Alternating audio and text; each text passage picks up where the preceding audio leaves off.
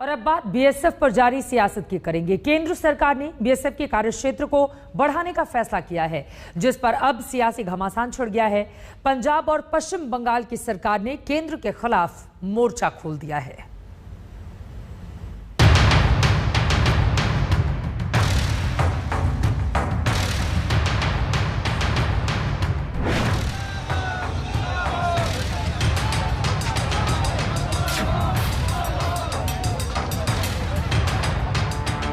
सवाल देश की सीमाओं की सुरक्षा है, सवाल पड़ोसी देशों की बढ़ रही गुस्ताखी का है, घुसपैठ का है, आतंकवाद का है।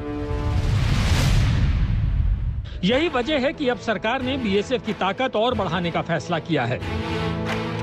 वो बीएसएफ जो रेगिस्तान से समंदर तक और पहाड़ से मैदानी इलाकों तक देश की सीमाओं की सुरक्षा सुनिश्चित करती है। मोदी सरकार ने बांग्लादेश और पाकिस्तान से सटे राज्यों में बीएसएफ का दायरा बढ़ाने का फैसला लिया है। पंजाब में अंतर्राष्ट्रीय सीमा से 15 किलोमीटर के बजाय अब 50 किलोमीटर तक का इलाका बीएसएफ के अधिकार क्षेत्र में होगा। इसी तरह पश्चिम बंगाल में 50 किलोमीटर तक के क्षेत्र में बीएसएफ एक्शन ले सकती है। गुजरात में इंटरनेशनल बॉर्डर से 80 किलोमीटर में बीएसएफ को कार्रवाई का अधिकार था, जिसे घटाकर अब 50 किलोमीटर किया गया है। राजस्थान में पहले की तरह 50 किलोमीटर तक बीएसएफ एक्शन ले सकेगी। वहीं असम में भी बीएसएफ का अधिकार क्षेत्र अब अंतर्राष्ट्रीय सीमा के भीतर 50 किलोमीटर तक होगा। आईबी से 50 किलोमीटर दूर तक का अब हमारा एरिया ऑफ रिस्पॉन्सिबिलिटी जिसको हम कहते हैं, यानी क्षेत्राधिकार, जो हमारा टेरिटोरियल जुरिसडिक्शन है, वो अब हो गया है। किन राज्यों में? हमारा गुजरात, राजस्थान, पंजाब, वेस्ट बंगाल एंड आसाम। यानी बीएसएफ के सबसे निचले रैंक का अधिकारी भी मजिस्ट्रेट के आदेश और वारंट के बिना सीआरपीसी के तहत कार्रवाई कर सकता है। बीएसएफ के अधिकारी को अब ऐसे किसी भी व्यक्ति को गिरफ्तार करने का अधिकार है जो किसी भी अपराध में शामिल है या जिसके खिलाफ उचित शिकायत की गई है।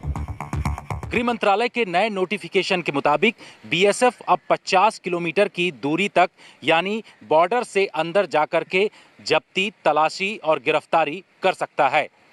ये बीएसएफ के इस्टेब्लिशमेंट एक्ट 168 के 139 धारा के तहत इस तरीके के कदम बढ़ाए गए हैं। बीएसएफ की ताकत बढ़ाने के साथ ही मामले पर सियासत तेज हो गई है। पंजाब में सुखबीर बादल की अगुवाई में अकाली दल के कार्यकर्ता चंडीगढ़ की सड़कों पर उतरे, जहां जमकर हंगामा हुआ।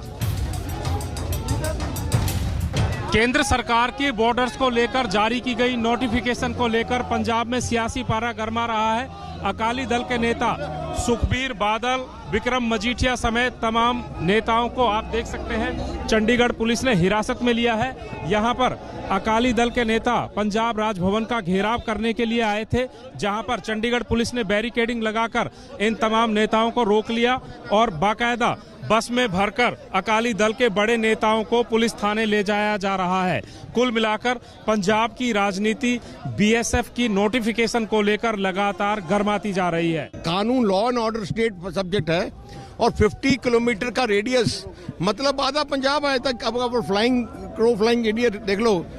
सो आधे पंजाब में अगर सेंटर का रूल रहेगा, लॉ एंड ऑर्डर का, पुलिस का, सारा कुछ होगा, तो फिर ये क्या हो रहा है?